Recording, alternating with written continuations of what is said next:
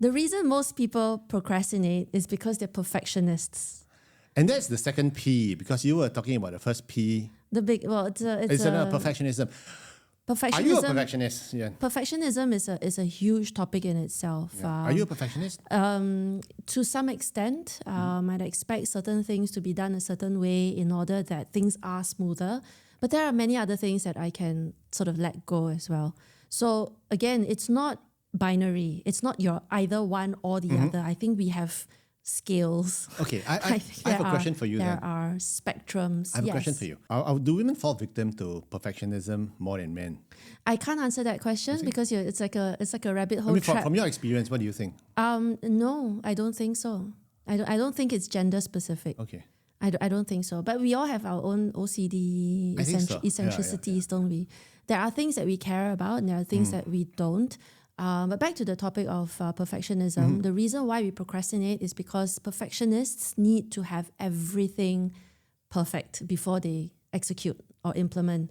So for example, if there's a project that you're supposed to run and you don't have enough data, then you have that feeling of that vulnerability, that insecurity, that I'm not sure I'm going to implement this well if I don't have all the data at my fingertips. So I need to study more, I need to research more, and then you end up taking a lot more time than necessary, and then you end up having to rush that last bit just to meet that deadline. And because you're waiting for it to be perfect, the output to be perfect, relying on input that is perfect, timelines get delayed and therefore you procrastinate. That's what you're saying? And the thing is this, we live in an imperfect world, don't we? We don't have perfect information. Yeah. So we have to be comfortable with ambiguity. And that is a muscle we need to exercise. Yeah, and I also think that perfectionism is very subjective. Because what's perfect for you may be ultra perfect for me.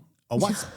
You know what I mean? Well, it's good enough. Stop nagging. Yeah, it's good enough, right? Sometimes it's good enough. Yeah. To everyone else, it's good enough, but to you, it's not good enough. It's not good enough. And then you're at a 75% mark, but you want to push it up to 95%, which is not necessary sometimes because it just could be a first draft. And that's the thing about people who are in the job hunt mode, for example, and they're thinking, gosh, yes, I have to prepare to submit an application. The perfect CV. But my resume needs to be perfect and my LinkedIn needs to be ideal and I need to line up all of my mentors and my references and I need to make sure that this is the perfect job for me. But we'll never know. In a quick segue, the job that you eventually land is not necessarily the job you interview for. So you gotta be okay with the fact that maybe you need to just prepare enough. And go for it. Yeah, and that's why some people do procrastinate when they see a job application online and it says deadline in 14 days.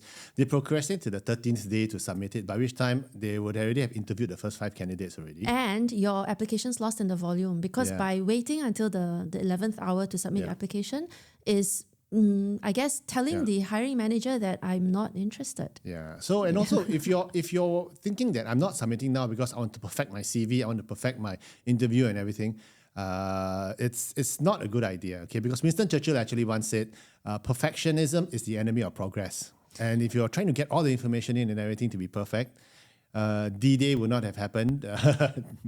I don't know. And if you're using the military example, what did you say? All the plans go out the moments the bullets start to fly. Yes, something along those lines. Something along those lines. Yeah, so what we're trying to say is that perfectionism is subjective. If you are aware that it is holding you back, then do enough research and then take calculated risks. And I think that's good enough. I think so too. I think it's better to do something than nothing at all. Yeah, I agree. And, which is... So that's why I think we have to first recognize if our procrastination is due to our perfectionist streak and take action about it. Yep. Let's go on to point number 2.